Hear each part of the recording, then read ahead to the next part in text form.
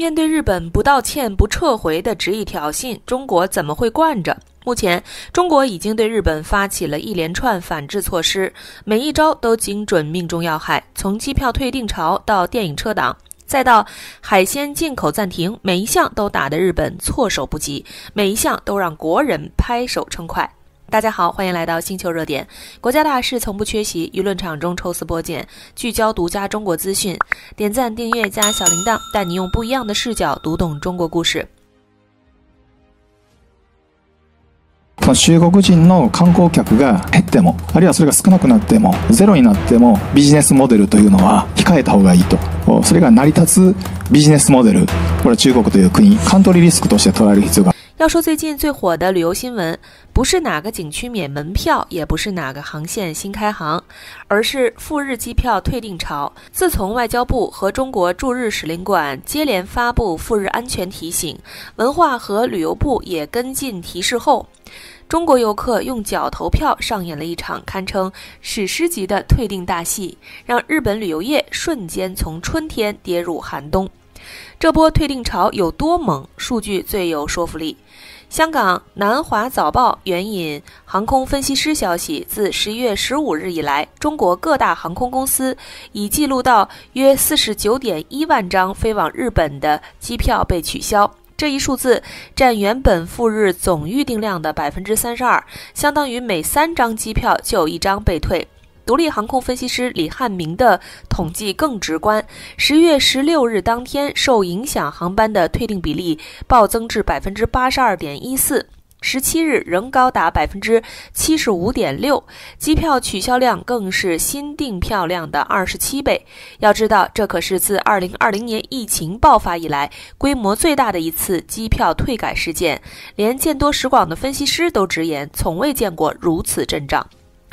遊客退訂機票，航司自然也在用行動響應。11月15日當天，國航、東航、南航3大航司率先發聲，發布了日本航線客票特殊處置方案。隨後，海航、川航、春秋航空、深航、廈航等10多家航空公司紛紛跟進。這些退改政策堪稱誠意滿滿。出行日期在2025年11月15日至12月31日之間的客票，都能在航班起飛前免手續費辦理變更或全額退票，部分航司甚至把里程獎勵客票也納入了政策範圍。更絕的是，四川航空直接取消了2026年1月1日至3月28日期間成都往返日本的全部航線計劃。春秋航空也有多班涉日航班顯示航班取消，用實際行動回應市場變化。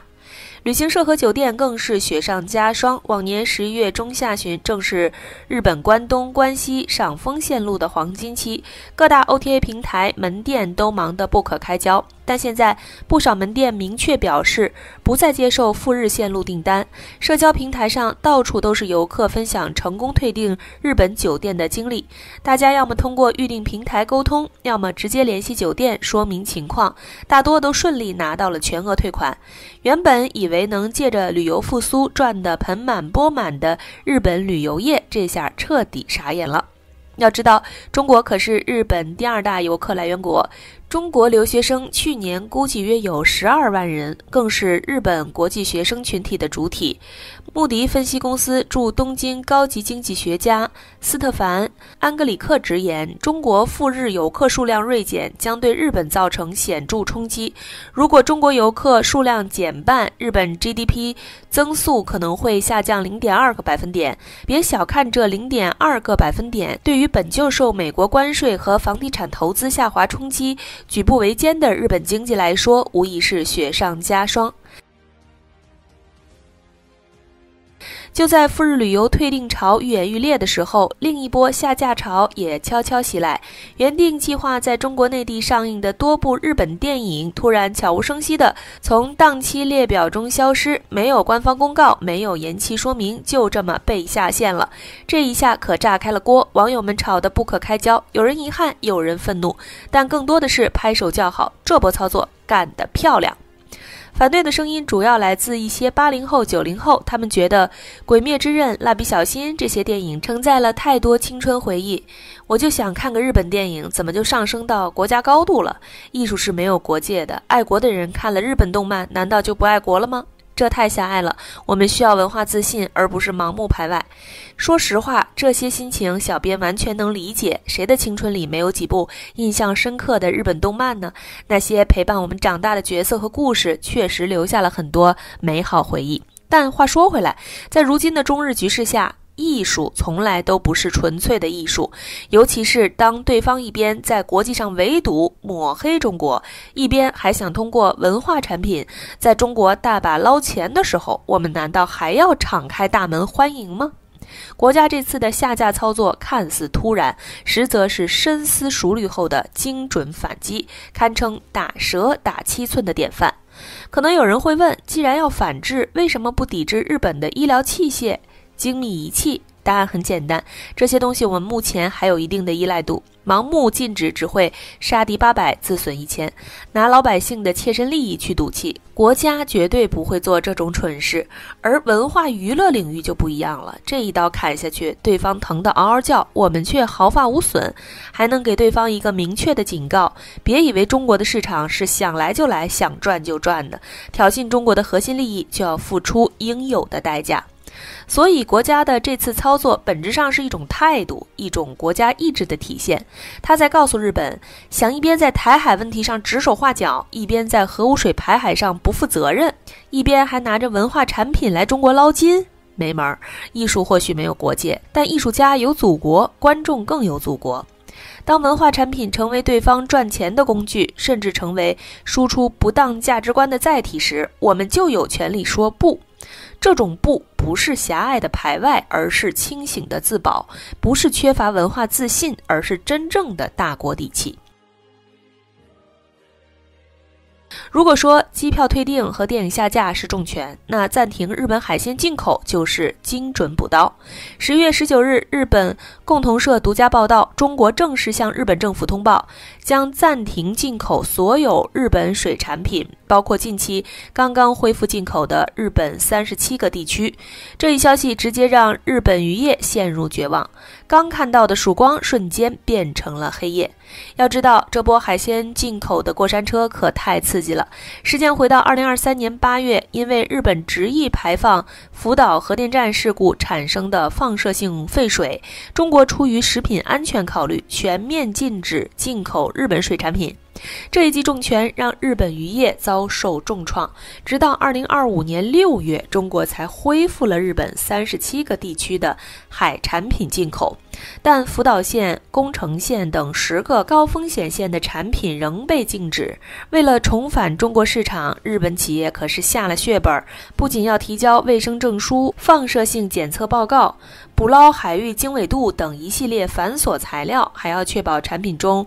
銫134和銫137總含量不超過50貝殼每公斤，被毒控制在安全範圍內。好不容易通過了层层考驗，11月5日，日本北海道產的6噸冷凍扇貝首次取運中國，這被日本農林水產省視為里程碑式的事件。11月7日，日本農林水產大臣鈴木憲和還高調宣布，對華海產品出口正式恢復，一副志得意滿的樣子，仿佛已經看到了源源不斷的海鮮銷往中國，賺取巨額利潤的場景。可誰能想到，僅僅過了12天，10月19日，中國就宣布暫停所有日本水產品進口，給了日本漁業當頭一棒。